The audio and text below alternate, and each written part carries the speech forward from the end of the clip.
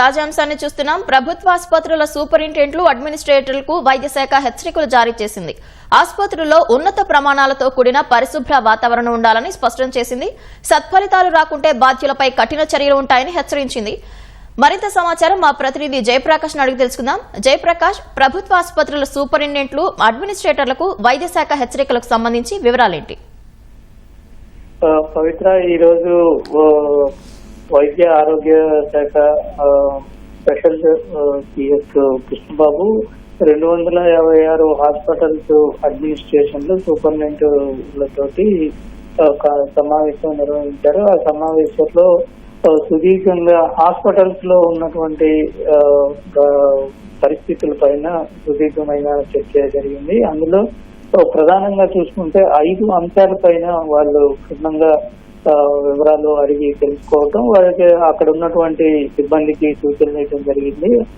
వైద్యులు అందుబాటు, అదేవిధంగా వైద్యులు రోగుల మధ్య ఎటువంటి కమ్యూనికేషన్ చేస్తూ ఉన్నారు, అదేవిధంగా వాళ్ళు దురుసుగా వాళ్ళ ప్రవర్తన, వైద్యుల ప్రవర్తన, దాంతో పాటు అక్కడ జరుగుతున్నటువంటి వైద్య సిబ్బంది ఇస్తున్నటువంటి వైద్య సేవలు, చికిత్స.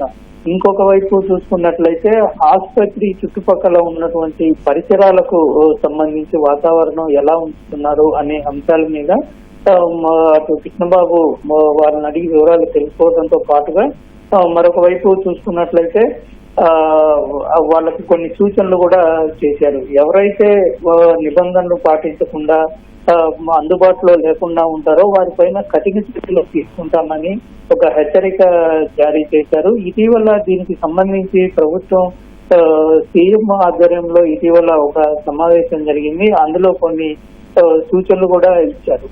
దీంట్లో భాగంగానే ఇటీవల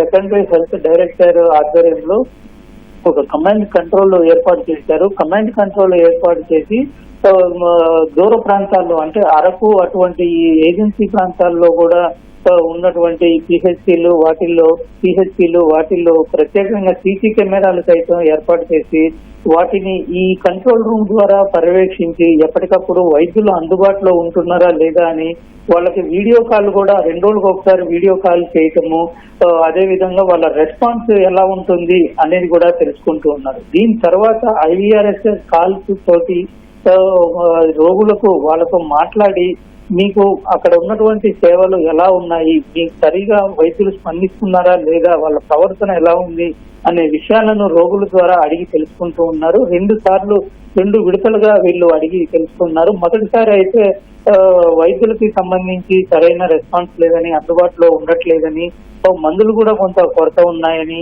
ఇట్లాంటి సమాధానాల వల్ల బిహేవియర్ కూడా కొంత రూడ్ గా ప్రవర్తిస్తున్నారనే కొన్ని సమాధానాలు రావటం, వీళ్ళు కొంతమంది దగ్గర రెస్పాన్స్ సరిగా లేదని కొంత ప్రత్యక్షంగా చూడటంతో ఇప్పటి వరకు సుమారు 22 మందికి షోకాజ్ నోటీసులు కూడా వైద్యులకి ఇచ్చిన పరిస్థితి ఉంది. అయితే తాజాగా రెండోసారి చేసిన తర్వాత కొంత మెరుగుపడింది అని ఈ సమావేశంలో కృష్ణబాబు తెలుసుకున్నారు. అందులో కొంత పర్సంటేజ్, కొంత శాతం పెరిగినట్టు ఉంది. అంటే కొంత మేరకు గతంతో పోలిస్తే కొంత మేరకు వైద్యులు అందుబాటులో ఉండటము, రోగులతోటి వాళ్ళు ప్రవర్తించే విధానంలో కొన్ని మార్పులు వస్తూ ఉన్నాయని రోగులు ఈ IVRS కాల్స్ ద్వారా అడిగినప్పుడు ఇచ్చిన సమాధానాలు ఉన్నాయని. అయితే ఇది కేవలం కొంత 3-4% మాత్రమే చేంజ్ వచ్చింది. అయితే దీంట్లో ఇంకా చాలా వరకు మార్పులు రావాల్సింది. ఇది నిరంతర ప్రక్రియగా మేము జరుపుతూ ఉంటాము. దీని మీద ఖచ్చితంగా